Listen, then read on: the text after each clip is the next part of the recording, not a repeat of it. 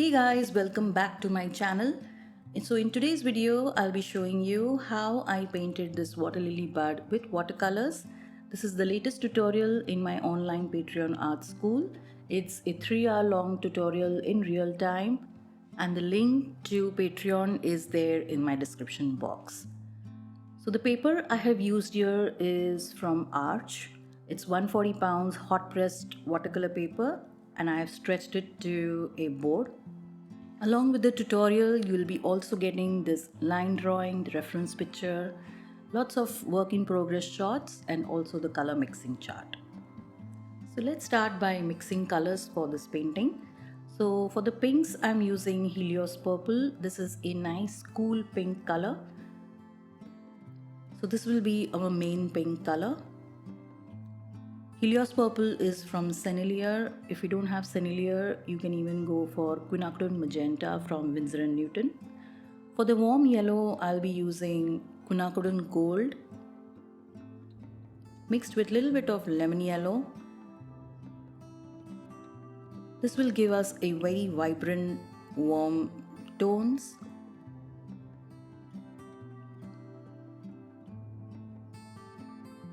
Apart from this, I'm going to keep lemon yellow on its own to be used and on so many petals as a base color. Now I'm mixing lemon yellow plus Phthalocyanine blue for a very vibrant green.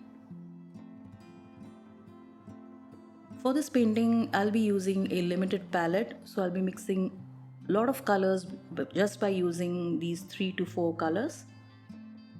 So here I'm mixing a very warm olive kind of green, mixing lemon yellow plus quinacridone gold plus Phthalocyanine blue. So this will be again a base for the right hand side petal.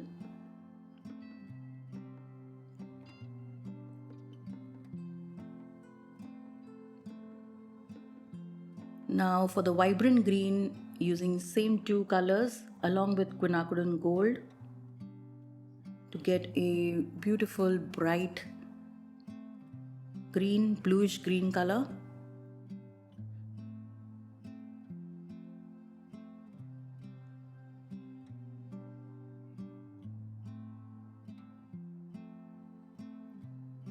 And now for the very pale blue color, which is like a viridian color, viridian green color, I'm just using Phthalocyanine blue plus little bit of yellow. I'm not adding any additional pigments to my color palette.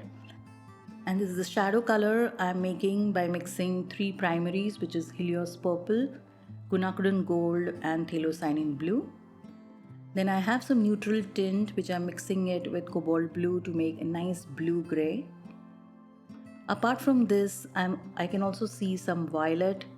So I'll just mix Helios purple plus Phthalocyanine blue to make a vibrant violet color. So again here I'm not adding any additional pigment from out. And then we have the shadow color in green, which is like in dark olive green. So using these same 3 pigments, lemon yellow plus quinacridone gold plus Phthalocyanine blue. So using the same pigments in different amounts will give you lots of colors. So a limited palette actually teaches you a lot about color mixing, and this is what the tutorial is about. So our colors are ready now, so let's begin to paint. So I start by giving a clean water glaze to this large petal over here. I'm using my size 6 brush, and to keep things simple, I'm just going to work with 2 colors on the top half of the petal. So this way I have more control on my washes, and also I'll be not mixing my pinks and greens and make a muddy mess in between. So this way I keep all my colors very fresh. So I start with this warm yellow color, which is the lightest color on the top part of the petal, keeping everything very light at this stage.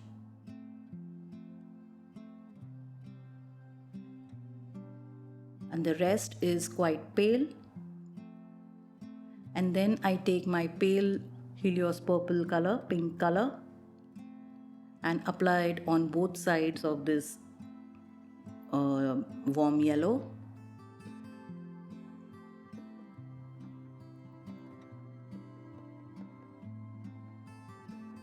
Same thing on this side.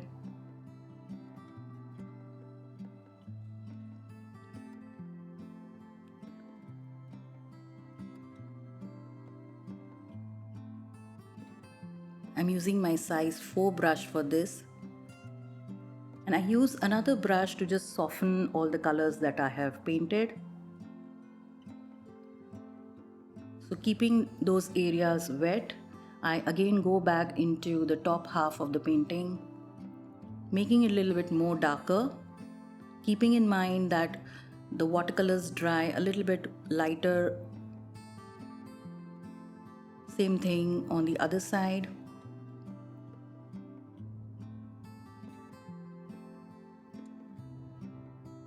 Again, just softening it with a damp brush.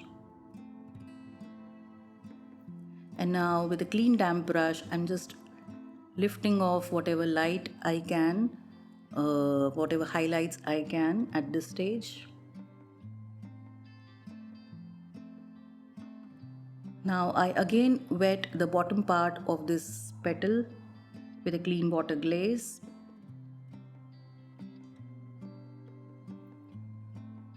Just half of the petal. And then I start with lemon yellow, which is the reflected light on the right hand side, and then our blue, taking very little color on the tip of your brush so that it doesn't spread too much, leaving the part where we have applied yellow, and then taking our blue gray color in the shadow region and just softening it everything with a clean damp brush. So this way we are not overwhelmed by so many colors mixing on the petal, and we have made the process quite simple. I do the same thing on this left hand side petal. I'll be just working on the upper half. So I give a clean water glaze, and I start with a very light yellow green on the extreme left.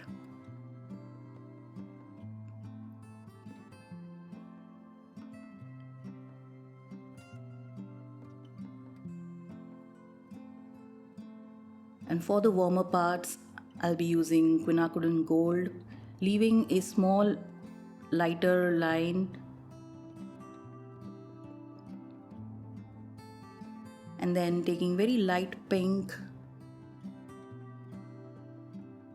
wherever I'm able to see this pink color, leaving enough gaps for the lighter highlight areas. And then with a clean damp brush, I just soften the colors, the areas in between those two colors. And now even the area between the pinks where there is a nice highlight. And now I'm glazing the bottom half of this petal and giving the same blue color. And the transition in between, I just go over it with a damp brush.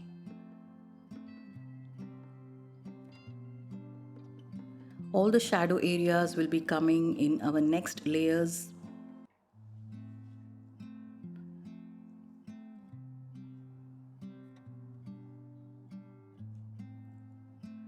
I finished the other petal in the same way, and I'll show you now how I do this one. So again, I go in with a clean water glaze on the entire petal.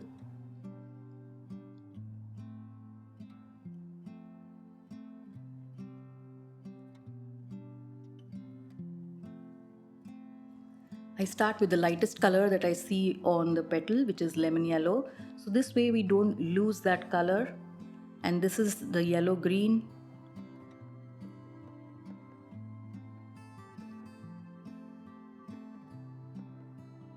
Now here I can see a lot of warm yellows, and even down here where there is a reflected light.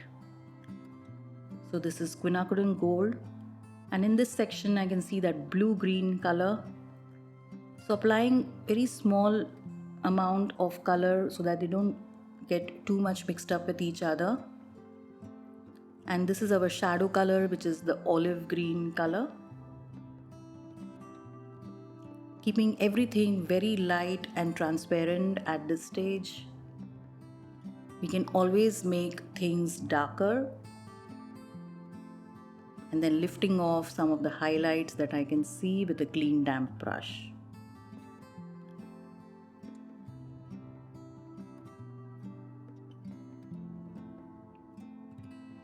Applying more color as the glaze is still wet and keeping all the edges nice and neat. So I give one more layer to the entire flower, and now I go in with the shadows. So I'll be working wet on wet, and I'll be just putting a glaze of clean water only on the bottom half of the petal.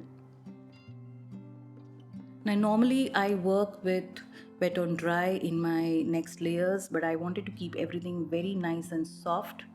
So I start with our blue color for the bottom part. And then here we have a nice shadow color, which is our mixture of 3 primaries, which is Helios purple plus Quinacridone gold plus Phthalocyanine blue. And in the gray areas, I'll be using our neutral tint plus Cobalt blue. I'm using my size 3 brush here for more control. And I just apply color with the tip of my brush so that my color doesn't spread everywhere, and I just want the color where it has to be.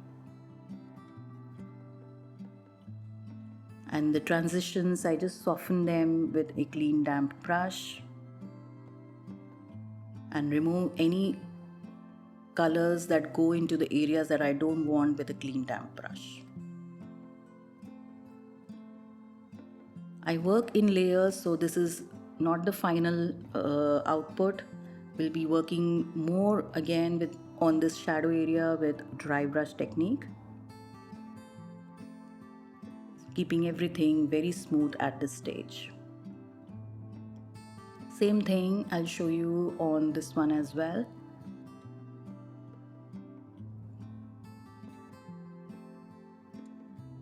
So in the second layer, I like to start with my shadow colors.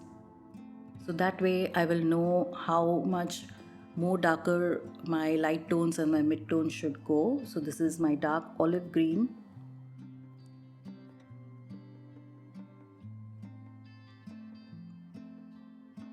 And this is our yellow green color.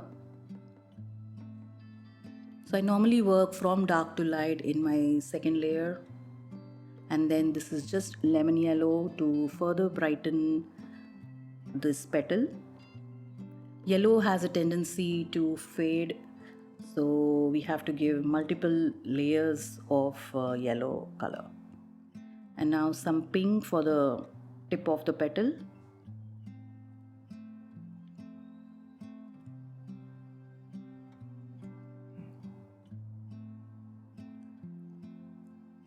And here I'm giving all these shadow areas with our olive green color and then softening around it with a clean damp brush, keeping the highlight area always clean of any dark colors.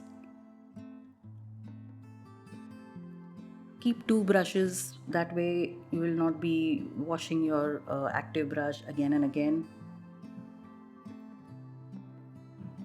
So this is still our second layer.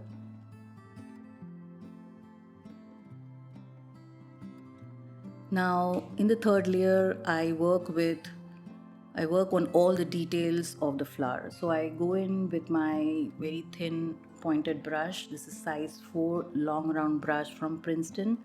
And now I'll be painting in all the veins. The veins are the darkest element on this petal. So I want to get my darker tones in so that I will know how much more darker or lighter my light tones and my mid tones should go. So here the veins are not absolutely straight, they are a little zigzag, so keep your lines a little bit shaky. but use a very thin brush, maybe a zero brush or a liner brush. So in the places where it is yellow, I'm using our shadow color for the veins, and Helios purple veins where the color is pink. So after drawing few lines, I just go over it with a damp brush to soften all those lines so that they just get pushed into the paper and not look very cartoony type.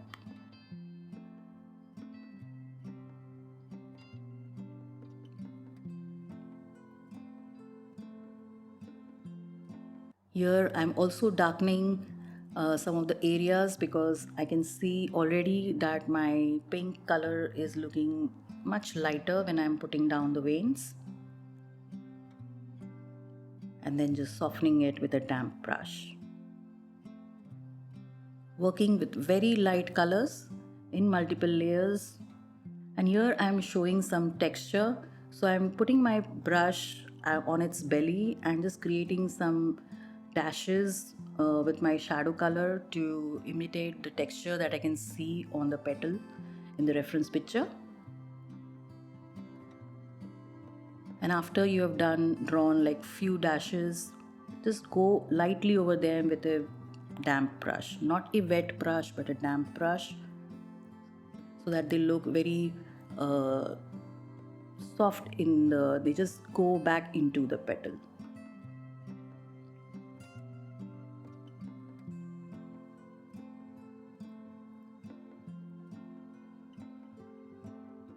This process takes time and patience, so be patient with it, but the results will be so rewarding. And here I'm again going in with my size 0 brush to do all the dry brushing. So with dry brushing, I go into very fine minor details, minor shifts of tonal transitions or color transitions. So on the top part of the petal, I've added a little bit of violet, and now here I'm darkening the warmer parts of this petal, and I'm also darkening some of the veins. Initially, I always like to go in a little bit lighter, and then when I'm confident enough, I go in with another layer.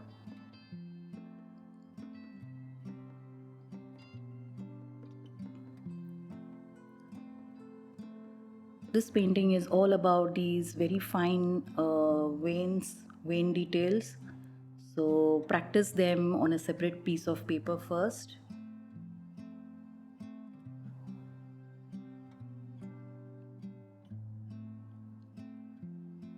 Here I am just darkening the shadow where the other petal is overlapping this one. For the shadow, I'm using my violet color.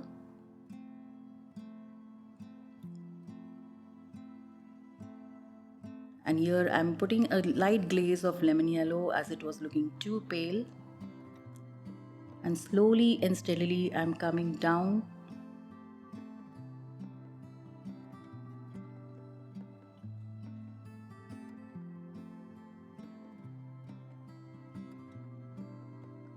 Somewhere I just need to lift off some of the highlights which have got covered with color.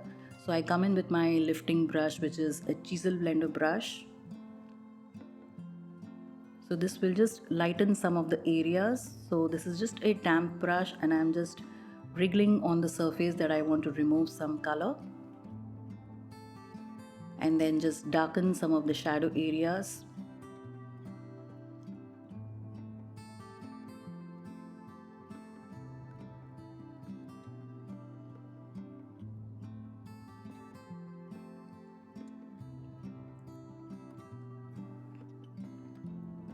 The top part of the petal is just pink, and I'm also going to use some rose madder lake for the very red looking areas.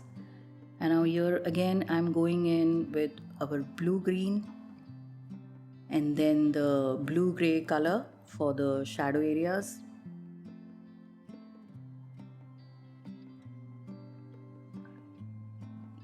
Working with size 0 brush gives me a lot of control with small amount of color in my brush. So in this way I tackle all the petals of this flower. I start by the darkest tone, which is our shadow colors, and then slowly I go into mid-tones and then the light tones.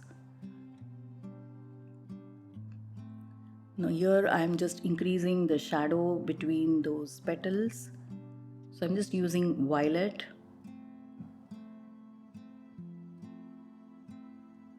and giving more vein details.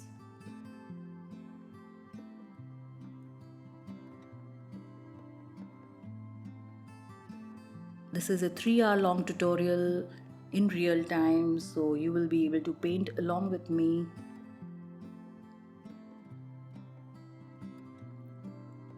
And I give a lot of progress pictures at different stages, so you'll be able to compare your work with mine at different stages.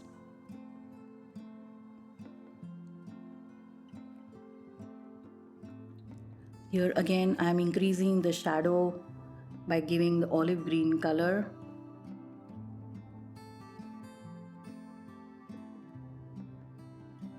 This painting is all about keeping your colors very fresh looking and the shadows not mudding each other.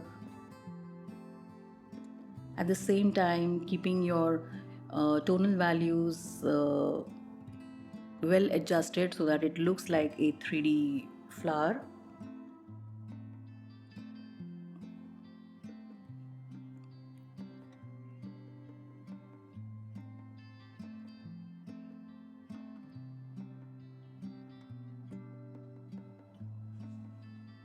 I pay close attention to all the smallest finest details. In a similar manner I paint the stem as well. I'm using the same 3 colors for the stem also. And I've lifted off those spots with a clean damp brush. When I paint in the stem, I can immediately see that my shadow areas on the flower need some more darkening.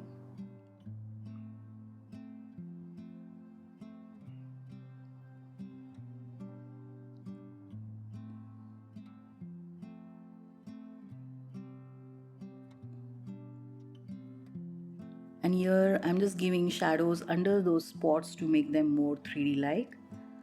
So thank you for watching this video and I hope you liked watching this tutorial.